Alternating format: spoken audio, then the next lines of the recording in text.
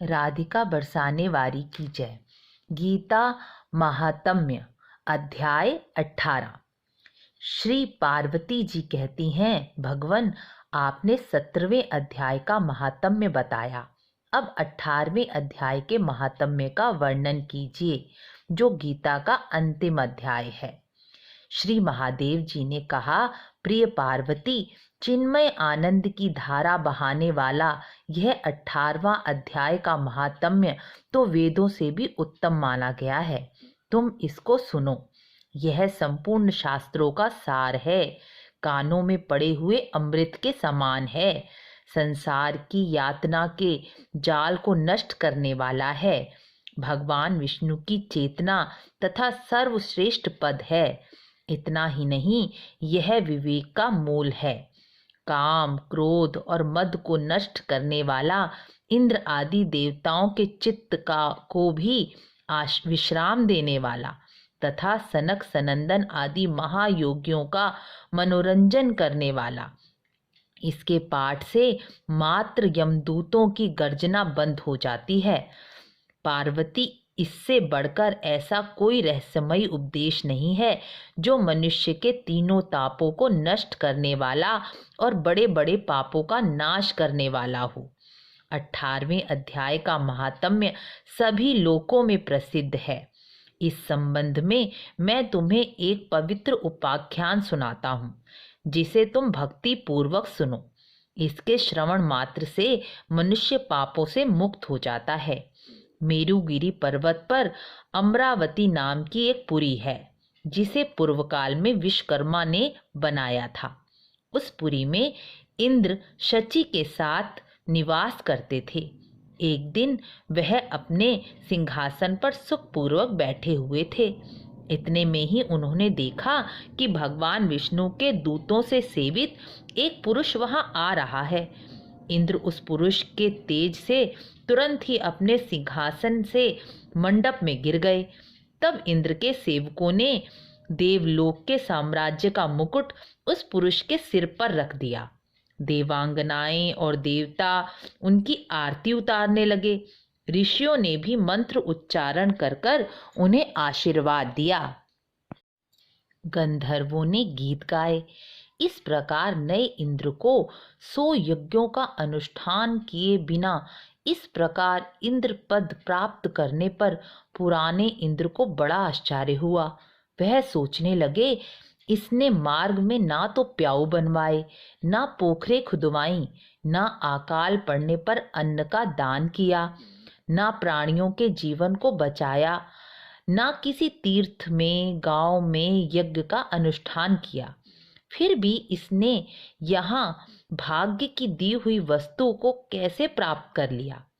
इस चिंता से व्याकुल होकर वह विष्णु जी के पास क्षीर सागर पहुंचे।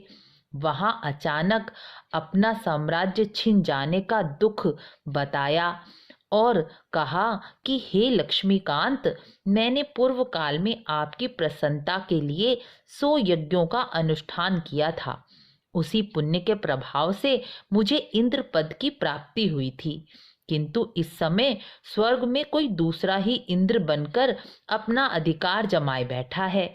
उसने ना तो कोई धार्मिक अनुष्ठान किया है, ना ही यज्ञों का, तो फिर उसको मेरा पद कैसे प्राप्त हो गया?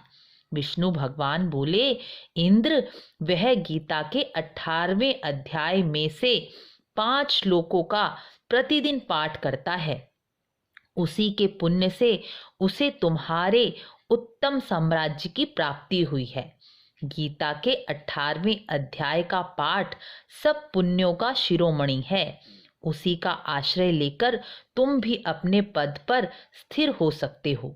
भगवान विष्णु के इस प्रकार कहने पर इस उत्तम उपाय को जानकर इंद्र ब्राह्मण का वेश बनाकर गोदावरी के तट पर गए, जहां काल का मर्दन करने वाले महाकालेश्वर विराजमान हैं।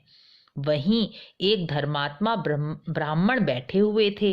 वह गीता के 18वें अध्याय का पाठ करते थे। इंद्र ने प्रसन्नता पूर्वक उनके चरणों में मस्तक झुकाया और उन्हीं से गीता के 18वें अध्याय को पढ़ा। और उसी पुण्य से उन्होंने श्री विष्णु का सायुज्य प्राप्त कर लिया। इंद्र आदि देवता का पद तो बहुत ही छोटा है। यह जानकर वह परम हर्ष के साथ उत्तम वैकुंठ को चले गए। इसलिए यह अध्याय मुनियों के लिए श्रेष्ठ परम तत्व है। 18वें अध्याय का दिव्य महात्म्य समाप्त हुआ। इसके श्रवण मात्र से मनुष्य सब पापों से छुटकारा पा जाता है। इस प्रकार मैंने तुम्हें संपूर्ण गीता का पाप नाशक महात्म्य सुनाया है।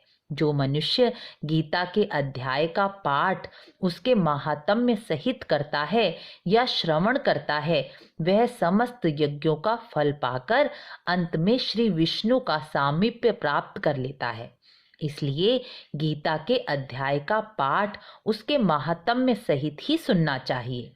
बिना महात्म्य सुने गीता के पाठ का पूरा फल नहीं मिलता। हम जो भी धार्मिक ग्रंथ पढ़ते हैं, सुनते हैं, जैसे श्रीमद् भागवत जी, महापुराण, शिव महापुराण, गीता पाठ, देवी भागवत, बिना महात्म्य के नहीं सुनते। बिना महात्म्य के किसी भी ग्रंथ को सुनने से उसका आधा फल ही मिल पाता है। इसलिए हमें पूरा फल प्राप्त करने के लिए महात्म्य अवश्य ही सुनना चाहिए। इसलिए गीता पाठ सुनाने से पहले मैंने गीता पाठ का महात्म्य सुनाया है। यदि आपको वीडियो अच्छी लगी हो तो लाइक, शेयर, सब्सक्राइब करना ना भूलें और पुण्य के भागी बने। राधे राधे।